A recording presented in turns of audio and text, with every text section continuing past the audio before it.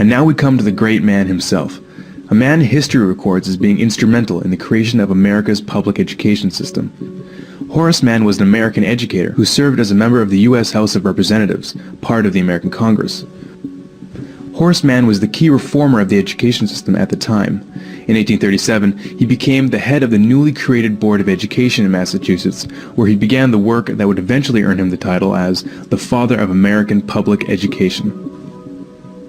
After reading through the educational models of different countries, Mann finally hears about a particularly successful style that had been developed in Prussia, which is now modern-day Germany.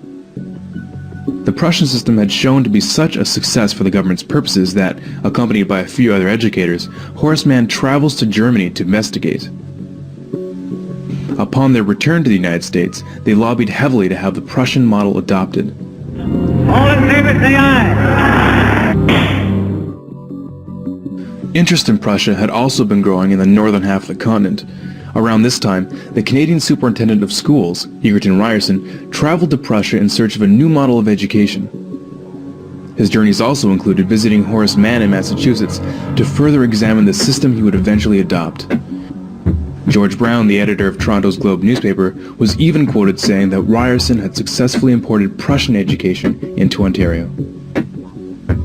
During the next 30 years or so, a whole line of American dignitaries came to Germany to earn degrees. Interestingly enough, those who earned degrees in Germany came back to the United States to staff all the major universities. By 1900, all the PhDs in the United States were trained in Prussia. As the first secretary of the State Board of Education, Horace Mann promoted his new concept that the state is the father of children. He stressed that it was the responsibility of the state to ensure that education was provided for the child. A very noble idea, of course, but what exactly did he mean by that? And how did he define education? It seems like a very broad subject. It is a very broad subject. Education encompasses all of human history and all the knowledge we have gathered during that time. Not to mention, and perhaps most importantly, what we as human beings learn over our lifetime on a personal level. Horace Mann's 10th annual report in 1846 led to the first state law that made it mandatory for children to go to school. It was during that year that he supported the governor of Massachusetts in adopting the Prussian model of education for the entire state. How did he do that? The governor of the time, Edward Everett, as it turns out, was the very first to receive a PhD from, can you guess where? That's right, Prussia. From then on, it spread very quickly. Just after Everett installed the Prussian model in the state of Massachusetts, the governor of New York set up the very same method in 12 New York schools. Horace Mann's sister, Elizabeth Peabody, of the Peabody Foundation, saw to it that right after the Civil War, the Prussian system that was then being taught in the northern states was integrated into the conquered South. By 1900, most of the compulsory schooling laws that implemented the new system had been passed. From then on, every American child grew up under the Prussian system. So what exactly was the Prussian education system that everyone thought was so amazing that it just had to be adopted throughout the free world? To give you just a bit of background, in the 18th century, the Kingdom of Prussia, which is now modern-day Germany, was among the first countries of the world to introduce free and compulsory education. After the Prussians were defeated by Napoleon in 1806, it was decided that the reason why the battle was lost was that the Prussian soldiers were thinking for themselves in the battlefield instead of following orders. To make sure that this couldn't happen again, a new 8-year system of schooling was created. This new system provided not only the skills needed for the early industrialized world, such as reading, writing, and arithmetic, but also a strict education that taught duty, discipline, respect for authority, and the ability to follow orders. Elite children destined for higher offices went on to attend private schools, while the rest of the population had no access to the secondary education. They were destined for the working class. Through this new system, the Prussian court tried to create social obedience in the citizens through indoctrination. Every individual had to become convinced at the core of their being that the king was just, his decisions were always right, and the need for obedience paramount.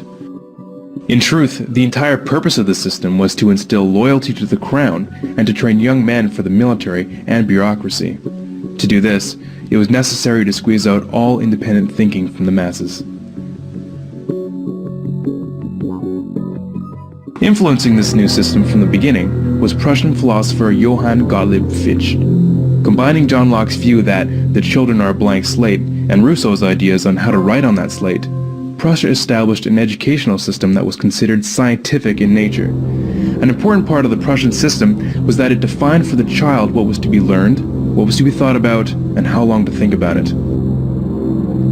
In order to have an efficient policy-making class and a subclass beneath it, it was believed that one had to remove the power of most people to make sense out of the available information. In other words, critical thinking had to be done away with.